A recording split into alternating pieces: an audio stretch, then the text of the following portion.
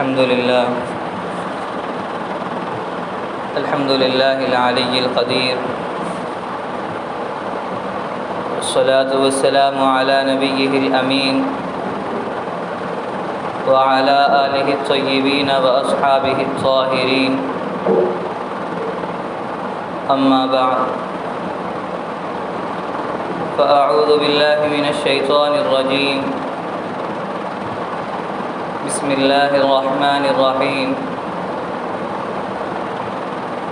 ومن آياته أن خلق لكم من أنفسكم أزواجا لتسكنوا إليها وجعل بينكم مودة ورحمة. وقال تعالى: وَلَقَدْ أَرْسَلْنَا رُسُلًا مِّن قَبْلِكَ وَجَعَلْنَا لَهُمْ أَزْوَاجًا وَذُرِّيَّةً.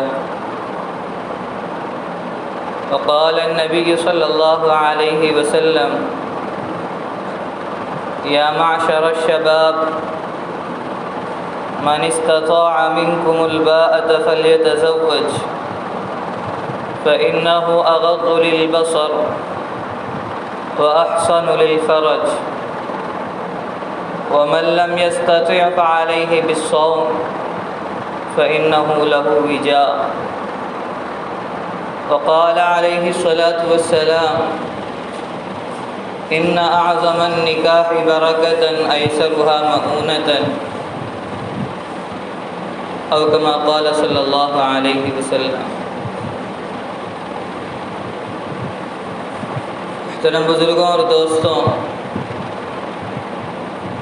اللہ تعالیٰ کا بہت بڑا احسان ہے، اللہ کا کرم ہے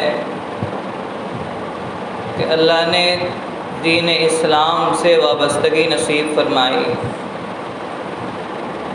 اسلام جیسی عظیم دولت سے مالا مال فرمایا. اسلام انتہائی خوبصورت مذہب ہے، ہر بھلائی ہر خوبی اسلام کے اندر جمع ہے، اور ہر قسم کی گندگی سے، بے حیائی سے، فحاشی سے، ذہنی اور جسمانی آزادی سے شریعت مطہرہ اور اسلام پاک ہے. اللہ تعالیٰ نے انسانوں کی پیدائش کا مقصد، انسانوں کو پیدا کرنے کا مقصد یہ بیان فرمایا کہ وَمَا خَلَقْتُ الْجِنَّ وَالْإِنسَ إِلَّا لِيَعْبُدُونَ، کہ ہم نے جنات کو اور انسانوں کو محض ہماری عبادت کے لیے پیدا فرمایا، کہ ان کے پیدا ہونے کا مقصد، ان کے پیدا کیے جانے کا مقصد ہماری بندگی ہے، ہماری بات ماننا ہے، ہمارے احکامات کی تعمیل ہے.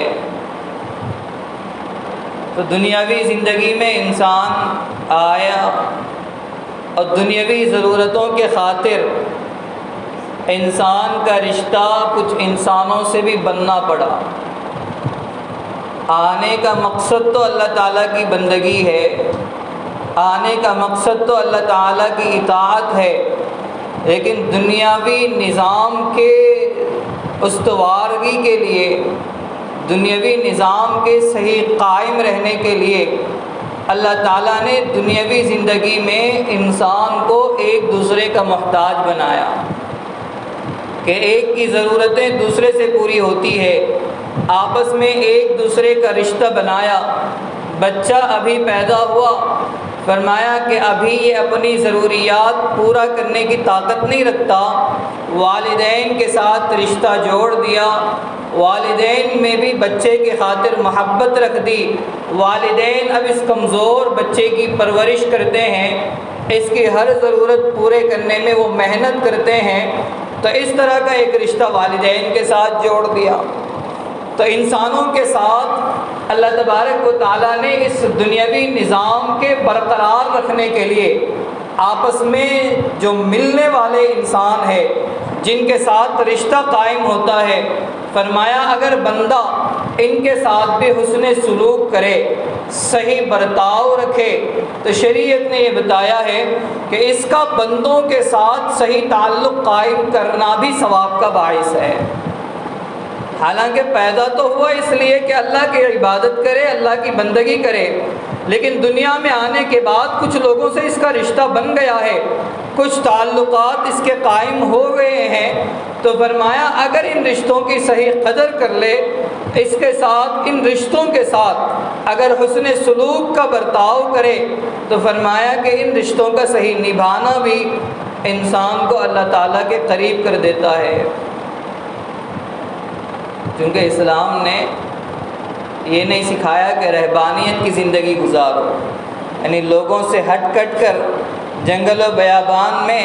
تنے تنہا ہو کر، لوگوں سے غافل ہو کر، لوگوں سے تعلقات بالکل ختم کر کے زندگی گزارو، یہ رہبانیت ہمارے اسلامی تعلیمات میں سے نہیں ہے۔ لوگوں میں مل جول کر زندگی گزارنا ہے تو ان کے حقوق بھی بیان کر دیے ہیں کہ کس کے ساتھ کیسا حق ہو۔ جس کے ساتھ تھوڑی سی بھی مناسبت ہے، ماں باپ ہے، ان کے ساتھ کی انسان کی ایک لمبی زندگی گزرتی ہے، والدین کے حقوق بیان کر دیے گئے، بھائی بہن ہے ان کے ساتھ کا رشتہ کیسا ہو، پڑوسی ہے ان کے ساتھ کا رشتہ کیسا ہو۔ حالانکہ وہ انسان جس کے ساتھ مل کر ہم سفر کر رہے ہیں، اس کے ساتھ کوئی قربت نہیں ہے، کوئی رشتہ داری نہیں ہے، صرف اتنا کہ ہم بھی سفر میں ہیں، وہ بھی سفر میں ہیں، تھوڑی دیر کی جوڑی ہے، تھوڑی دیر کا تعلق ہے، لیکن بتایا کہ اس کے ساتھ بھی صحیح تعلق ہو، صحیح آپ کا حسن سلوک ہو، اچھے اخلاق کے ساتھ اس کے ساتھ پیش آئے۔ یہ ساری تعلیمات شریعت اسلامیہ کی ہے۔ تو جو تعلقات اور جو رشتے انسان کے ساتھ جڑتے ہیں، اس میں ایک بڑا رشتہ ہے نکاح کا رشتہ۔ انسان کے بلوغ کے بعد سے لے کے، انسان کے بالغ ہونے کے بعد سے لے کے، اب نکاح کا مضمون مناسب بھی ہے، جنازہ آ گیا۔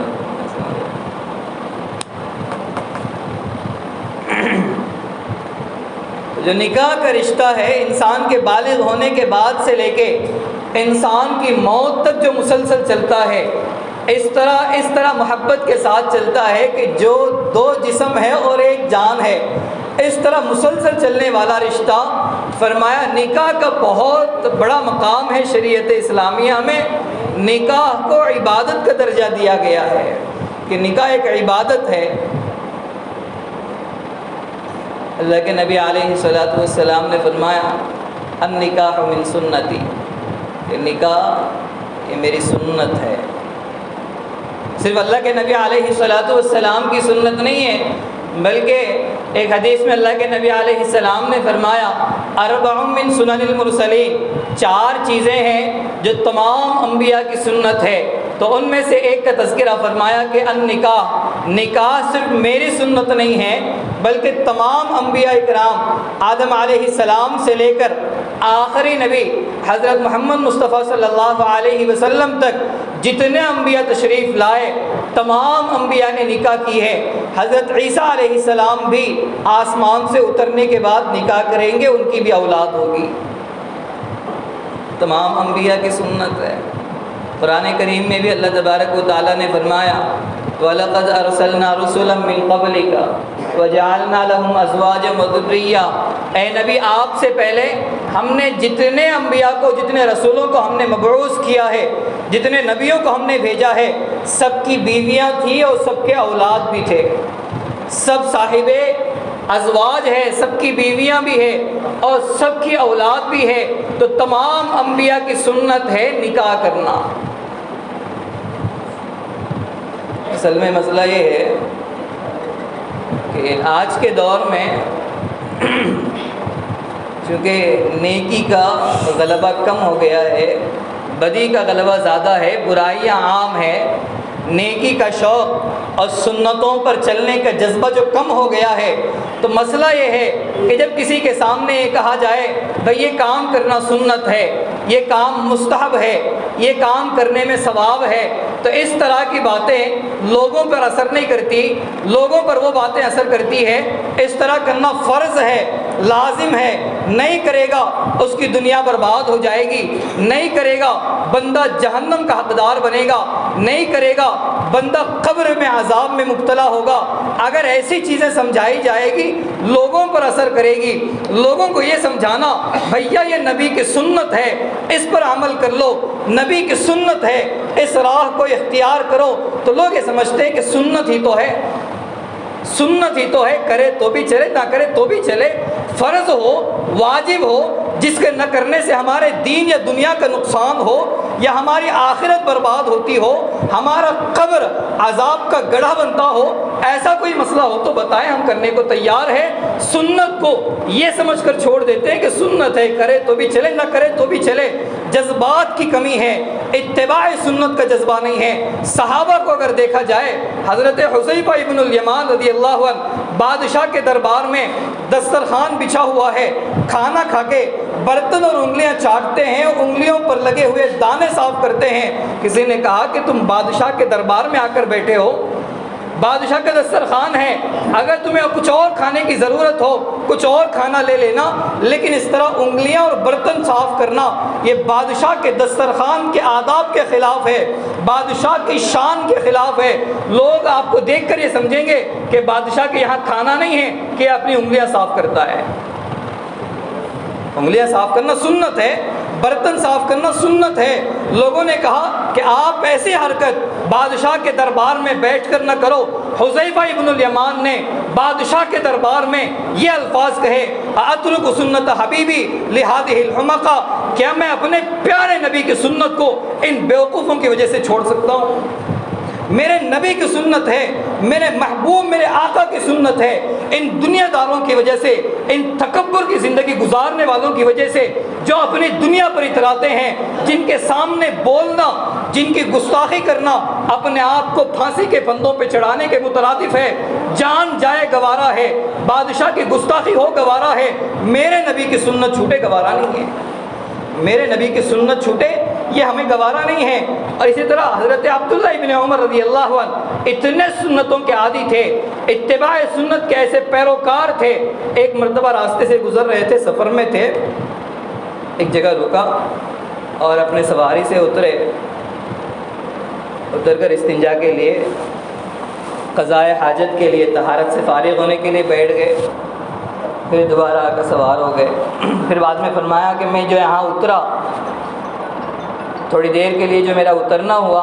ایسا نہیں کہ مجھے کوئی قضائے حاجت کی ضرورت تھی یا طہارت کی ضرورت تھی، مجھے کوئی طہارت کی ضرورت نہیں تھی، مجھے اپنے سواری سے اترنے کے لیے کوئی مجبوری نہیں تھی، کوئی طبعی تقاضا نہیں تھا۔ میرا اترنا، وہاں جا کر استنجا کے لیے بیٹھنے کی شکل بنانا صرف اس لیے تھا کہ ایک مرتبہ میں اللہ کے نبی کے ساتھ سفر پر تھا، تو اللہ کے نبی اسی جگہ اترے اور اس جگہ آپ نے استنجا فرمایا۔ اللہ کے نبی اترے اور آپ نے اس جگہ استنجا فرمایا، تو میں اب اس راستے سے گزر رہا ہوں، مجھے کوئی ضرورت نہیں ہے، مجھے نہ پیشاب لگی ہے، نہ مجھے استنجا کی ضرورت ہے، نہ مجھے کوئی طبعی بشری تقاضا نہیں ہے، مجھے صرف اتنا ہے کہ میرے نبی نے کیا ہے، میرے نبی کی ادا مجھ سے زندہ ہو جائے، میرے نبی نے عمل کر کے بتایا ہے، میں اس ادا پر، میرے نبی کے اس طریقے پر عمل کر لوں، یہ میرے لیے کامیابی کا باعث ہے، کامیابی کا راستہ ہے۔ تو صحابہ وہ تھے کہ ظالم بادشاہوں کے سامنے بھی، بادشاہوں کے سامنے بھی اس کی گستاخی ہو تو ہو، بادشاہ ناراض ہو تو ہو، وہ سخت سزائیں لاگو کرنا چاہے تو کر لے، لیکن میرے نبی کی سنت نہ چھوٹے۔ آج وہ دور ہے جس میں سنت کا مطلب یہ ہے کہ کرے تو بھی چلے، نہ کرے تو بھی چلے۔ ایک وہ دور تھا سارا مال لٹ جائے، ہماری جائیداد دوسروں کے حوالے ہو جائے، ہماری جانیں قربان ہو جائے، نبی کی سنت ہم سے نہ چھوٹنے پائے۔ اور آج وہ دور ہے کہ نبی کی سنت اگر ہم کسی کے سلسلے میں سنتے ہیں، فلاں سنت ہے، فلاں سنت ہے، فلاں مستحب عمل ہے، فلاں پر نبی نے عمل کیا ہے، سنت کا مطلب یہ ہے کہ کرے تو بھی چلے، نہ کرے تو بھی چلے، چھوڑ دیں،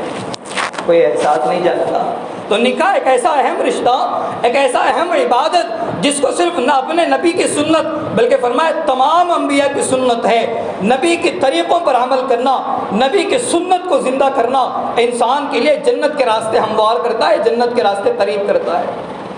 لیکن جب ہم نکاح کے سلسلے میں سنتے ہیں کہ نکاح سنت ہے، ہاں سنت ہی تو ہے، سنت ہی تو ہے، یہ غلط طریقہ ہے۔ جس کو اللہ کے نبی نے اپنی سنت فرمایا اور یہ فرمایا کہ تمام انبیاء کی سنت ہے، تو نہ کوئی اور سنت دوسرے سنتوں پر ہمارے اعمال کی توفیق ہو یا نہ ہو، دوسرے عمل ہم سے زندہ ہو یا نہ ہو، لیکن انسان نکاح تو ضرور کرتا ہے، لیکن نکاح کو سنت سمجھ کر کریں۔ کم از کم ایک سنت پر ہی تو عمل ہو گئے۔ اللہ کے نبی علیہ السلام نے فرمایا من تزوج فقد استکمل نصف الایمان، جس نے نکاح کیا ہے اس کا آدھا ایمان مکمل ہوا۔ جس نے نکاح کر لیا ہے آدھا ایمان مکمل ہو گیا ہے۔ فلیتق اللہ فی النصف الباقی، وہ باقی آدھے کے سلسلے میں اللہ تعالیٰ سے ڈرے۔ آدھا ایمان تو مکمل ہوا۔ اسے اللہ کے نبی علیہ السلام نے حدیث میں فرمایا تھا،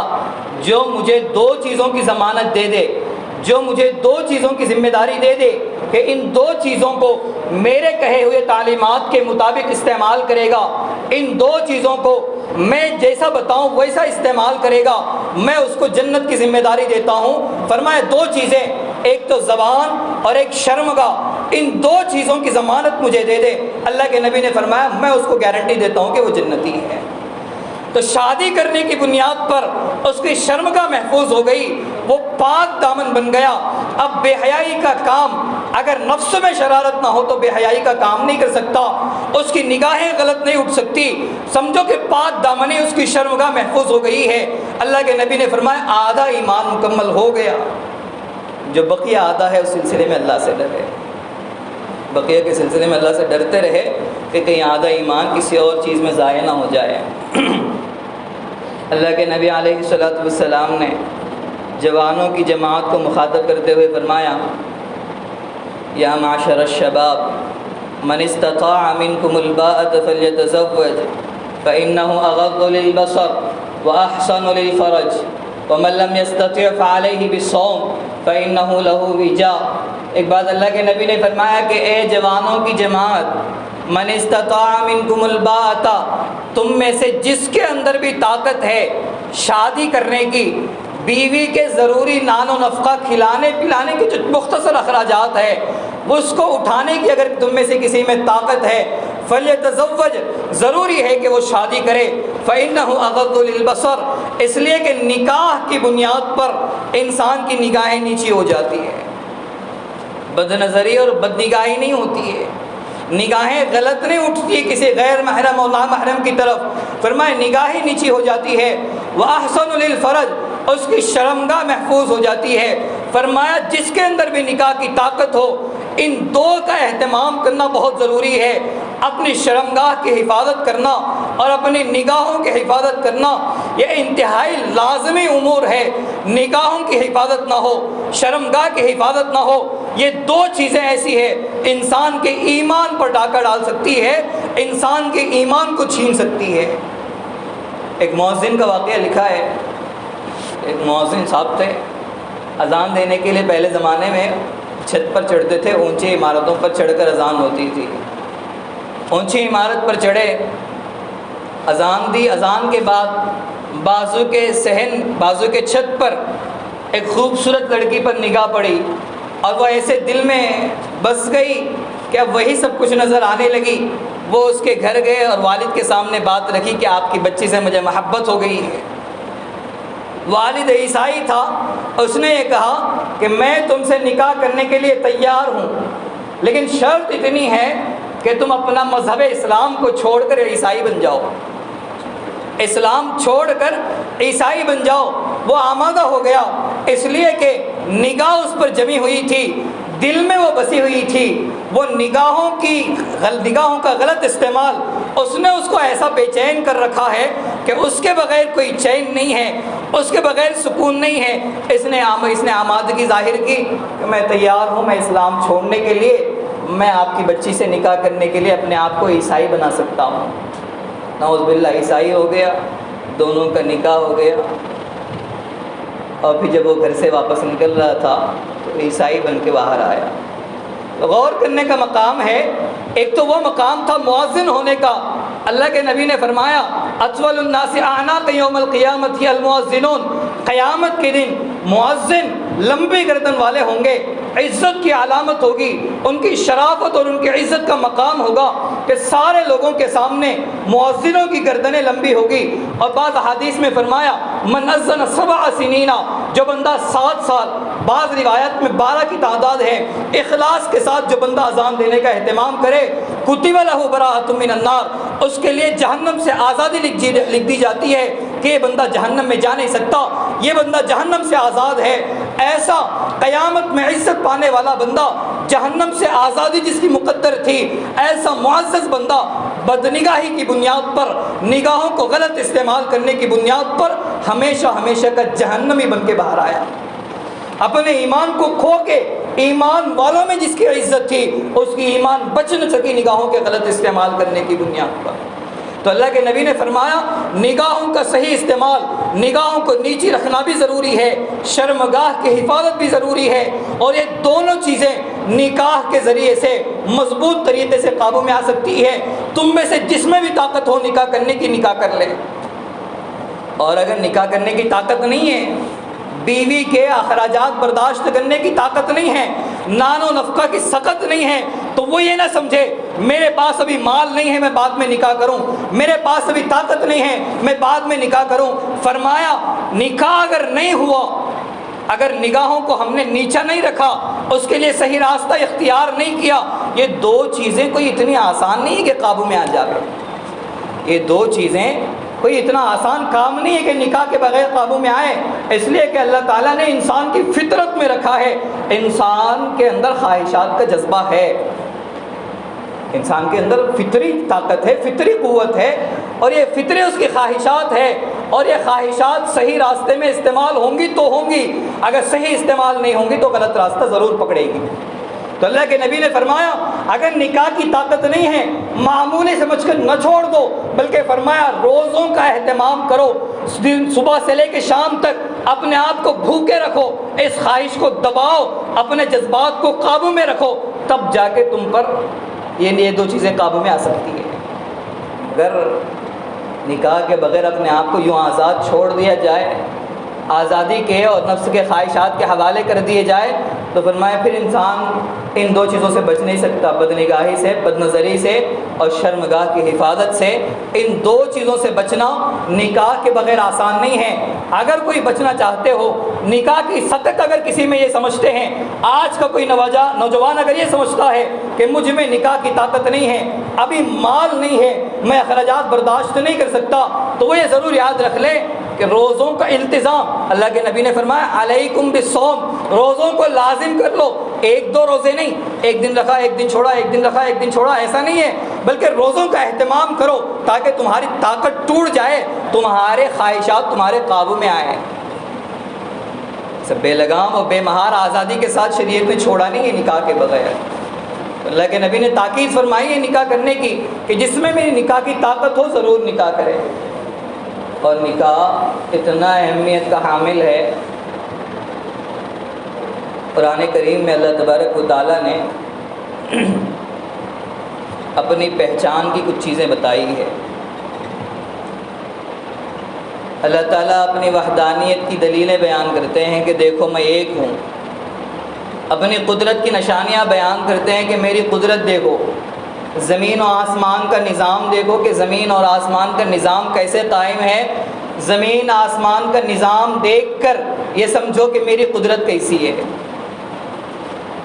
جنگلات ہے، درخت ہے، سمندر ہے، بارش کا برسنا، غلے کا اگنا، یہ سارا کائنات کا جو نظام ہے، اس نظام کو دیکھو اور سمجھو کہ اللہ کی قدرت کیسی ہے، اللہ کی طاقت کیسی ہے۔ تو جہاں اللہ تعالیٰ نے اپنی نشانیاں گنوائی ہیں، اپنی نشانیاں شمار کرائی ہے، وہاں پہ ایک نشانی یہ بھی بتاتے ہیں وَمِنْ آيَاتِهِ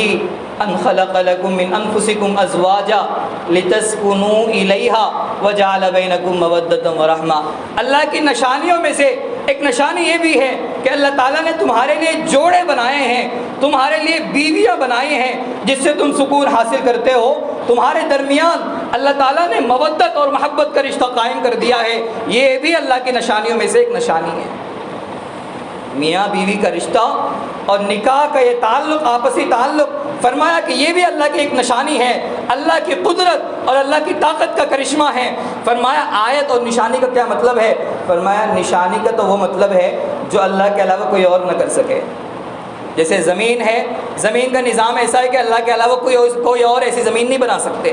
آسمان ہے، آسمان جیسا نظام ہے، اللہ کے علاوہ کوئی اور قائم نہیں کر سکتے۔ تو فرمایا یہ جو میاں بیوی کا رشتہ ہے، اس طرح دونوں کا آپس میں میل جول، دونوں کا آپس میں محبت کا قیام، یہ اللہ تعالیٰ کی قدرت اور طاقت کا کرشمہ ہے۔ پہلے دونوں اجنبی تھے،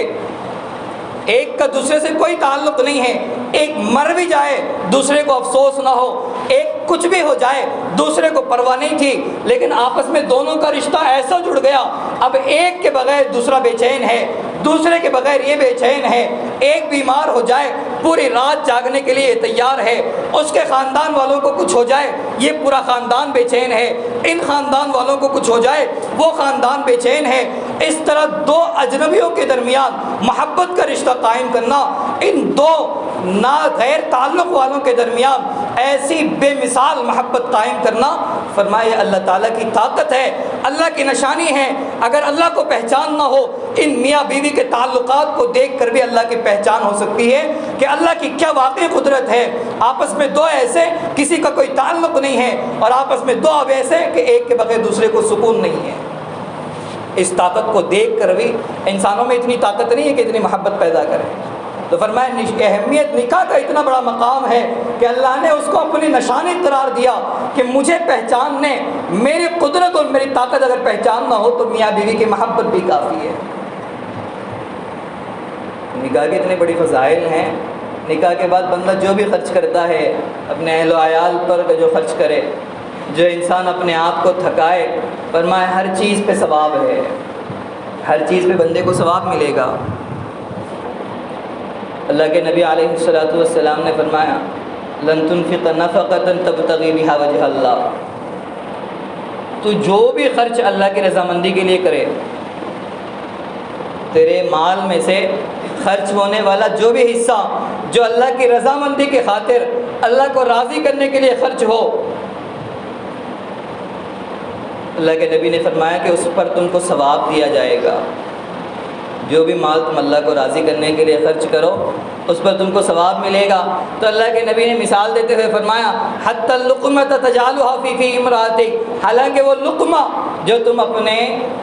بیوی کے منہ میں دو، ایک لقمہ بنا کر تم اپنے بیوی کو کھلا دو، فرمایا تمہارے اس لقمہ کھلانے پر بھی اللہ تعالیٰ تمہیں اجر و ثواب سے مالا مال کریں گے۔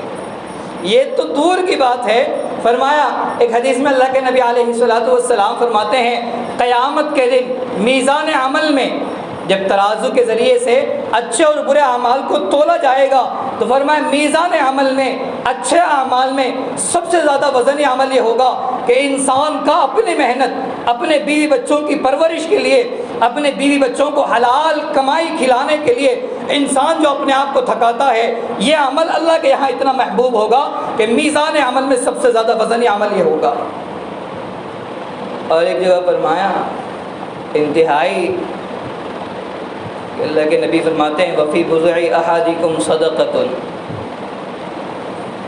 کہ تمہارا میاں بیوی کا رشتہ قائم ہو گیا، قائم ہو جانے کے بعد جو تم اپنی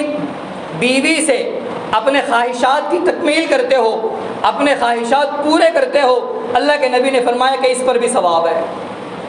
اپنے بیوی کے ساتھ اگر کوئی اپنی خواہش مکمل کرے، اپنے خواہش کی تکمیل کرے، اللہ کے نبی فرماتے ہیں اس پر بھی ثواب ہے۔ صحابہ نے تعجب سے پوچھا اللہ کے نبی یہ تو اپنی خواہش پوری کر رہا ہے، یہ کوئی عبادت و ثواب کا کام نہیں ہے، کوئی ذکر اور تلاوت نہیں ہے، کوئی نماز روزے کا مسئلہ نہیں ہے، کوئی صدقہ نہیں ہے، نہ کوئی اس کی قربانی ہے، نہ کچھ اس کو تکلیف پہنچی ہے، یہ تو اپنی خواہش مکمل کرے اور آپ ثواب کی باتیں کرے۔ اللہ کے نبی نے فرمایا آپ مجھے اتنا بتاؤ اگر یہ اپنی خواہش غلط جگہ پوری کرتا تو گناہ ہوتا یا نہ ہوتا؟ اگر یہ خواہش غلط جگہ پوری کرتا ہوں گناہ ہوتا یا نہ ہوتا؟ صحابہ نے عرض کیا اللہ کے نبی گناہ ہوتا، تو آپ نے فرمایا غلط جگہ پوری کرنے کے بجائے یہ اپنے غلط خواہشات کو قابو میں رکھ کے غلط جگہوں سے اپنے آپ کو بچا کر صحیح جگہ اپنی خواہش کی تکمیل کرتا ہے، اللہ تعالیٰ اس پر بھی اس کے لیے اجر و ثواب مرتب فرماتے ہیں۔ تو نکاح کے بہت سے فضائل ہیں جو میں نے چند گنا دیے ہیں، تو شریعت میں کبھی بھی یہ پسند نہیں کیا ہے کہ بندہ بغیر نکاح کے، بالغ ہونے کے بعد بغیر نکاح کے رکھنے کو شریعت نے پسند نہیں کیا ہے۔ بغیر نکاح کے بغیر بندہ رہے، شریعت نے پسند نہیں کیا۔ اللہ کے نبی علیہ الصلوۃ والسلام کے صحابیہ حضرت ازواج مطہرات میں سے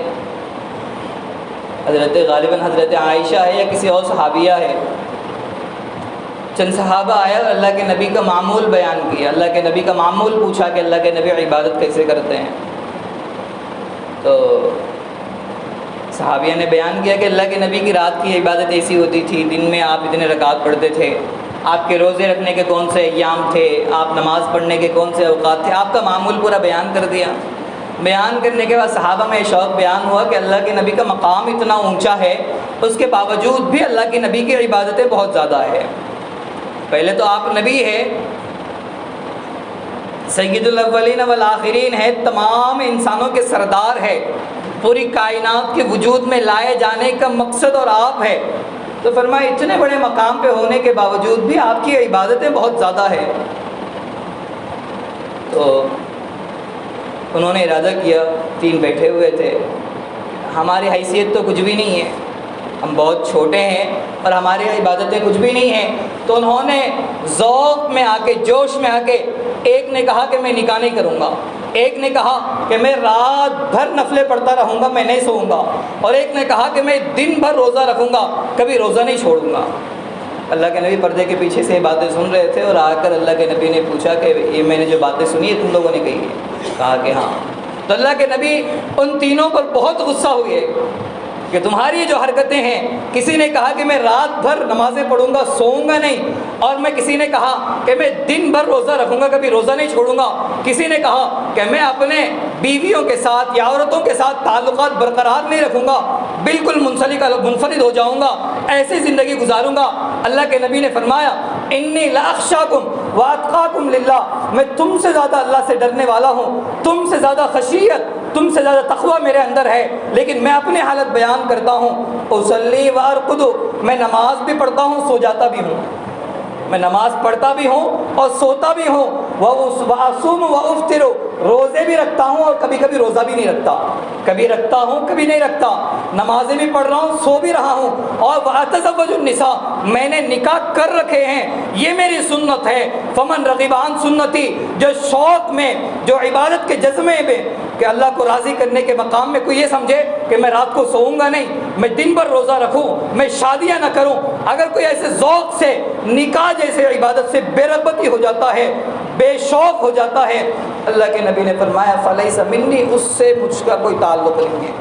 اور اس کا مجھ سے کوئی تعلق نہیں ہے۔ یاد رکھنے کی بات ہے، اللہ کے نبی نے جو ان صحابہ پر غصے کا اظہار فرمایا، اس لیے نہیں کہ وہ نوجوان عیاشی کے ذوق میں تھے، بے حیائی کے اڈے گرم کرنے کے ذوق میں تھے، یا مزے اڑانے کے چکر میں تھے، ایسا کچھ نہیں تھا۔ وہ صحابہ ذوق عبادت میں تھے، اللہ کو راضی کرنے کا جذبہ تھا، اس لیے نکاح کرنے کا ارادہ نہیں تھا، اس لیے نہیں ابھی نکاح نہیں کریں گے، ابھی مزے کریں گے، ابھی نکاح نہیں کریں گے، ابھی عیاشی کریں گے، ابھی نکاح نہ ہو، ابھی مزے اڑائے، ایسے ارادے ان کے نہیں تھے، ذوق تھا عبادت کا۔ پھر بھی اللہ کے نبی نے منع فرمایا کہ تم سے زیادہ ڈرنے والا، تم سے زیادہ خشیت والا میں نکاح کرتا ہوں، نکاح سے اعراض کرنا، میرے سنت سے ہٹنا، فرمایا کہ اگر ایسے ہٹ گئے آپ کا مجھ سے کوئی تعلق نہیں ہوگا، وہ عبادت کے باوجود چھوڑ دے،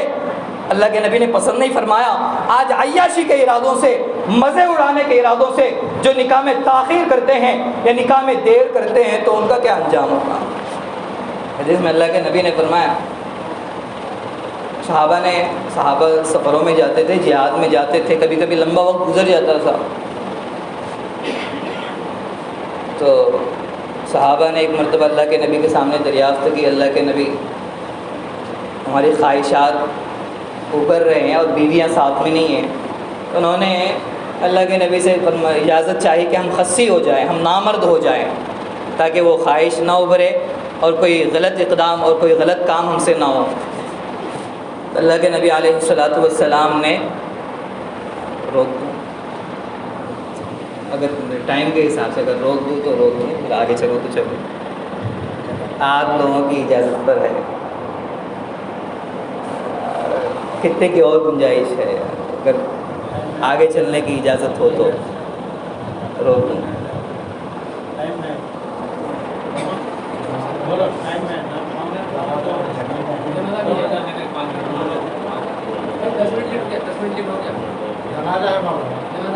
ٹھیک ہے، مختصر 5-6 منٹ میں انشاءاللہ مکمل کروں۔ ہاں تو میں کہہ رہا تھا انشاءاللہ یہاں سے مختصر میں نہیں پڑھ لوں گا، کئی بات چل رہی تھی۔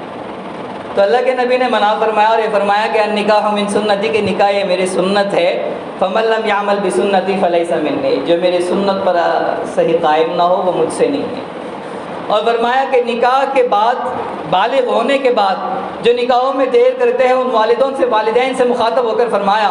جو والدین ہیں، جو سرپرست ہے، فرمایا کہ ان کا کام یہ ہے کہ من ولد لہ ولد، جس کا کوئی بچہ ہو اس کا اچھا نام رکھے، اس کی صحیح تربیت کرے، پھر آگے فرمایا جب بالغ ہو جائے تو اس کی شادی کر دے، فَإِذَا بَلَغَ فَلْيُزَوِّجْهُ، اس کی شادی کر دے، فَإِن لَّمْ يُزَوِّجْهُ، اگر شادی نہیں کرتے، فَأَصَابَ إِثْمًا، شادی کرنے میں دیر ہونے کی بنیاد پہ اگر یہ کوئی نوجوان غلطی کر بیٹھتا ہے، جتنے بھی گناہ کر بیٹھتا ہے، تو فرمایا فَإِنَّمَا إِثْمُهُ عَلَىٰ أَبِيهِ، تو یہ پورا کا پورا گناہ اس کے والد کو ہوگا، اس کے باپ کو ہوگا۔ تو نکاح کے بغیر لٹکے رہنا اس کو شریعت نے پسند نہیں کیا ہے، لیکن یہ بھی یاد رکھنا چاہیے کہ نکاح کس مقصد کے لیے ہو، نکاح کیوں ہو۔ اور یہ فرمایا کہ آج کل معاشرے اور ماحول میں جو نکاحوں میں دیر ہوتی جا رہی ہے کہ ابھی بچے کو کمانا ہے، اور لڑکی والے بھی بچے کی حیثیت دیکھ کر دینے لگے، گھر ہے یا نہیں ہے، نوکری کیسی ہے، کتنا کماتا ہے، یہ ساری چیزیں دیکھ کر شادیاں ہونے لگی۔ اللہ کے نبی نے فرمایا یاد رکھو تنکح المرأة لأربع، شادی 4 چیزوں کی بنیاد پر ہوتی ہے، مال کی بنیاد پر، خاندان کی بنیاد پر، خوبصورتی کی بنیاد پر، دینداری کی بنیاد پر۔ تو اللہ کے نبی نے فرمایا اگر کوئی مالداری کی بنیاد پر شادیاں کرتا ہے، یاد رکھے اللہ تعالیٰ در در کے ٹھوکریں اس سے کروائیں گے، در در کے ٹھوکریں کھانا پڑے گا، ذلت کے سوا، فقیری کے سوا کوئی اور چیز ہاتھ میں نہیں آئے گی۔ اگر کوئی عزت کی لالچ میں کرتا ہے کہ فلاں خاندان میں کرنے سے میری عزت بڑھ جائے گی، اللہ کے نبی نے فرمایا ذلت کی زندگی گزارنی پڑے گی۔ یاد رکھو دینداری کو معیار بناؤ، دینداری کو اگر معیار نہیں بنائیں گے، دینداری کو فیصل اگر نہیں بنائیں گے، پھر زمین میں فساد اور فتنہ مچے گا۔ ایک تو لڑکے والوں سے بھی فرمایا کہ لڑکی سے ان 4 چیزوں کی بنیاد پر شادی ہوتی ہے، دین کا راستہ اختیار کرو، اور لڑکے والوں سے بھی فرمایا اذا خطب الیکم ممن ترضون دینہ وخلقہ، جب تمہارے پاس ایسا رشتہ آیا جس کے اخلاق تم کو پسند ہے، جس کی دینداری تم کو پسند ہے، فزوجوہ، شادی کر دو، فإن لم تفعلوا، اگر تم شادی نہیں کرو گے، شادی کرنے سے بھی اگر تم باز آئے مال نہیں ہونے کی بنیاد پر، فرمایا تکن فتنۃ فی الارض وفساد عریض، تو زمین میں فتنہ برپا ہوگا، فساد پھیلے گا، نکاح ہوں گے، ایک دوسرے کے ساتھ تعلقات ہوں گے، شادی سے پہلے بھی بے حیائی کے کام کریں گے، شادی کے بعد بھی بے حیائی کے کام کریں گے۔ نکاح اسلامی تعلیمات کے مطابق اگر نہ ہو، نکاح کے بعد زندگی جہنم بنتی ہے جیسے آج بنتی جا رہی ہے۔ جس شادی سے آج کے ہمارے نوجوان گھبراتے ہیں، جو بھاگتے ہیں، اس لیے بھاگتے ہیں کہ پوری جوانی مال کی طلب میں انہوں نے بیکار کر دی ہے، اب مال آنے کے بعد شادی کرتے ہیں، شادی کے بعد کے پورے لفڑے مال نہ ہونے کے ہیں۔ کیوں دیر ہوئی؟ مال نہیں تھا۔ اب جھگڑا کیوں ہے شادی ہونے کے بعد؟ اب بھی مال نہیں ہے۔ اس لیے کہ جوانی پہلے زمانے میں، اب جو دادا نانی کی جو عمر کو پہنچے ہوئے ہیں، جن کی شادیاں 15-16 سال میں لڑکی ہو، 15-16 سال میں کسی کی شادی، اس سے پہلے 9 سال 12 سال میں جن کی شادیاں ہوئی ہے، آج بھی ان کی زندگیاں سامنے ہیں، غربت کی زندگی گزارتے ہیں، کھانے کو روٹی نہیں ہے لیکن بھوکے زندگی گزارے، میاں بیوی میں ایسی محبت کہ آج کے لاکھوں کروڑوں رکھ کے ایسی محبت دیکھی نہیں جا سکتی۔ جنہوں نے خالص پاک دامنی کو مد نظر رکھا ہے، جنہوں نے اللہ کی رضامندی کو سامنے رکھا ہے، ان کے پاس اسباب آج بھی نہیں ہے، دنیا آج بھی نہیں ہے، لیکن محبت ایسی بے مثال ہے، شوہر مارے پیٹے، شوہر ناراضگی کے تانے دے، شوہر کی محبت دل میں ایسی بسی ہوئی ہے کہ والدین کی مخالفت ہو رہی ہے، شوہر کو ناراض کرے، والدین کی باتیں برداشت نہیں ہیں۔ تم کون ہوتے ہو میرے شوہر کو بولنے والے؟ تمہاری کیسی ہمت کہ میرے سسرال کو تم نے کوئی بات کہہ دی؟ نتیجہ کیا تھا؟ نکاحیں صحیح معنوں میں ہوتی تھی، صحیح وقت پر ہوتی تھی۔ آج مال کے خاطر نکاح دے رہی، بعد میں لڑائی سب مال کی ہے، سب جوانی پوری گنوا دی، جوانی پوری بیکار گئی۔ اور بات یاد رکھنے کی یہ بھی ہے، چلتے چلتے اللہ کے نبی نے فرمایا ان اعظم النکاح برکۃ ایسرھا مؤونۃ، کہ نکاح برکت والا تو وہ ہے جس میں خرچہ کم ہو، جس میں خرچہ کم ہو وہ نکاح برکت والا ہے۔ تو جو نکاح ہو رہے ہیں ان کو برکت والے بنانے کی ضرورت ہے۔ نماز کا طریقہ لوگ سیکھتے ہیں، عبادت ہے، روزے کا طریقہ سیکھتے ہیں کہ روزہ عبادت ہے، زکوٰۃ حج جس کو عبادت بندہ سمجھتا ہے اس کا طریقہ سیکھتا ہے۔ آج اس پورے اتنے پورے ماحول میں کوئی ایسا بندہ نہیں ہوگا جس نے نکاح کا کوئی طریقہ سیکھا ہو کہ نکاح کرنے کا طریقہ کیا ہوتا ہے، نکاح کرنے کا اصل سنت میں کیا اسلامی تعلیمات ہے، سیکھنے کا کسی کو جذبہ نہیں ہے، اس لیے کہ کسی نے نکاح کو عبادت سمجھا نہیں ہے۔ یہ ہماری رسم و رواج ہے، اتنے رسم و رواج ہے، کیا بھیا اتنا مال کیوں خرچ ہو اس کے پیچھے؟ زندگی میں ایک ہی مرتبہ تو کرنا ہے، زندگی میں ایک ہی مرتبہ تو کرنا ہے، مزے نہیں کریں تو کیا کریں گے؟ زندگی میں جو زندگی ملی ہوئی ہے وہ بھی ایک ہی مرتبہ کی ہے، مرنا بھی تو ایک ہی مرتبہ ہے، موت کو اچھا بنانے کی کیوں فکر نہیں ہے؟ شادی ایک مرتبہ کرنے کی ہے، دھوم دھام اپنے عیش اڑانے کی، اپنے پوری مستیاں نکالنے کی فکر ہے، تو مرنا بھی تو ایک ہی مرتبہ ہے، مرنا بھی تو ایک، موت تو بار بار نہیں آتی، موت ایک ہی مرتبہ آتی ہے، تو اس کو اچھا بنانے کی کیوں فکر نہیں ہے؟ اور ایک بات یاد رکھیں، نکاح کے بعد جو بڑے بڑے حقوق ہیں، نکاح کے بعد رشتہ کیسا قائم رہا جائے، کیسا قائم رکھا جائے، آج کے دور کے حساب سے صرف ایک بات بتا کر میں اپنی بات مکمل کر دوں۔ آج کے دور کے حساب سے ایک بات بتا کر میں اپنی بات مکمل کرتا ہوں۔ نکاح کے بعد تو دونوں کے درمیان محبت، حسن معاشرت، اچھے اخلاق سے پیش آنا، ایک دوسرے کے غم کو، درد کو سمجھنا، یہ حسن معاشرت سبھی سمجھتے ہیں، لیکن آج کے دور کے حساب سے ایک بات یاد رکھیں، نکاح کے بعد پاک دامن ہو جائیں، یعنی آپ کا نکاح کسی سے ہو گیا، بس آپ ہے وہ ہے، آپ کا ان کے علاوہ کوئی اور نہیں ہے، ان کا آپ کے علاوہ کوئی اور نہیں ہے، یعنی آپ نے شادی کر لی ہے، بس آپ کی بیوی آپ کی محبت کی مرکز ہے، آپ کا جوڑا ہے، آپ کا تعلق اس سے ہٹ کے کسی اور جگہ نہ ہو، آپ کا تعلق، آپ کی دوستی اور آپ کی محبت بیوی سے ہٹ کے کسی اور جگہ نہ ہو۔ آج کل کا معاشرہ ماحول تو ایسا ہے کہ پہلے سے بہت لمبی محبتیں ہوتی چلتی آتی ہے، نکاح کے بعد بھی بیوی ہے، بیوی کے ساتھ کچھ کرنے کی ہمت نہیں ہے، بیوی کے ساتھ کچھ کرنے کی طاقت نہیں ہے، عیاشی کی عادت لگی ہوئی ہے، اس کے ساتھ بھی چھیڑ چھاڑ ہے، اس کو بھی دیکھ کر مزے اڑاتے ہیں، نگاہیں نیچی نہیں ہوتی ہے، یہ اتنی گندگی والا عمل ہے۔ اللہ کے نبی نے فرمایا نکاح کرو اغض للبصر، نگاہیں نیچی ہو جاتی ہے۔ ایسا کون سا نکاح آپ نے کیا کہ نکاح کے بعد بھی آپ کی نگاہیں نیچی نہیں ہوتی، آپ کی بد نظری کم نہیں ہوتی، وہ بھی اچھی لگ رہی ہے، یہ بھی اچھی لگی، یہ بھی اچھی لگی؟ ایسا کیسا تماشا ہے آپ کا نکاح کے بعد؟ وَأَحْسَنُ لِلْفَرْجِ، نکاح کرو، آپ کی شرمگاہ محفوظ ہو جائے گی۔ نکاح کے بعد آپ کی شرمگاہ محفوظ نہیں ہوتی، آپ کے کیسے ہوس پرست ہے، آپ کی نفس ٹھنڈی کیوں نہیں ہوتی؟ سوچنا ہے کہ نکاح کے بعد غلط تعلقات ہے کیسے، بالکل اجازت نہیں ہے، نکاح ہو چکا ہے، بس بیوی آپ کی محبت کا مرکز ہے۔ شریعت میں اتنی سخت تاکید ہے، نکاح سے پہلے اگر کوئی زنا کرتا، شریعت کہتی کہ کوڑے مارو۔ نکاح ہونے سے پہلے اگر کوئی زنا کرتا، شریعت کہتی تھی کوڑے مارو۔ نکاح کے بعد اگر کوئی زنا کرے، شریعت کہتی ہے اتنا گندا عمل ہے، یہ زمین پر جینے کے لائق نہیں ہے، پتھروں سے مار مار کے اس کو قتل کرو، پتھروں سے مار مار کے مار ڈالو۔ نبی نے فرمایا نکاح کے بعد اگر کوئی عورت تمہیں بھلی معلوم ہوتی ہو، تم جاؤ تمہارے گھر والی سے اپنی ضرورت پوری کرو، اس کے پاس بھی وہی سامان ہے جو باہر والی کے پاس ہے، کوئی اور چیز نہیں۔ جلدی کرنے کی بھی ضرورت ہے۔ آج کل کے بے حیائی کے ماحول میں فتنہ اور فساد کے دباؤ کے لیے، فتنے کو ختم کرنے کے لیے ضرورت ہے نکاح جلد کرنے کی، ورنہ ہمارے بے حیائی کا ایسا راستہ ہے۔ نوجوانوں میں کوئی بڑے بڑے گناہ نہیں ہیں، نوجوان بنتے ہی چوری کا ذوق کسی میں نہیں آتا، نوجوان بنتے ہی قتل کا ذوق کسی میں نہیں آتا۔ نوجوانوں سے جو دین کا ذوق ختم ہوتا ہے وہ بے حیائی کے راستے سے ختم ہوتا ہے۔ نوجوانوں سے جو دین اور اللہ کو راضی کرنے کے جذبات جو نکل جاتے ہیں وہ بے حیائی کے راستے سے نکلتے ہیں، اور ایسے نکل جاتے ہیں، اللہ کا خوف ایسا نکل گیا، اب نوجوان سے چوری ہونا بھی،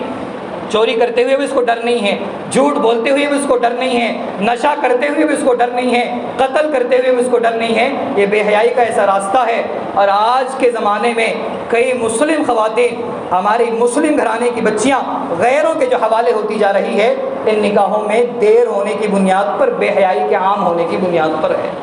نکاح صحیح ہو، شرعی تعلیمات کے مطابق ہو، تو نکاح کے بعد کی زندگی پرسکون بنتی ہے، اس لیے کہ قرآن نے کہا کہ نکاح سکون کا ذریعہ ہے۔ اگر اسلامی تعلیمات کو مد نظر رکھتے ہوئے نکاح نہیں کیا گیا تو جیسے آج دیکھا جا رہا ہے کہ نکاح کے بعد زندگی جہنم بنتی ہے۔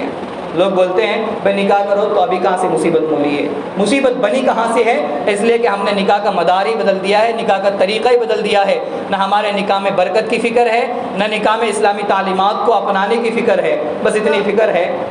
اللہ تعالیٰ عمل کی توفیق نصیب فرمائے، آمین وآخر دعوانا الحمدللہ رب العالمین۔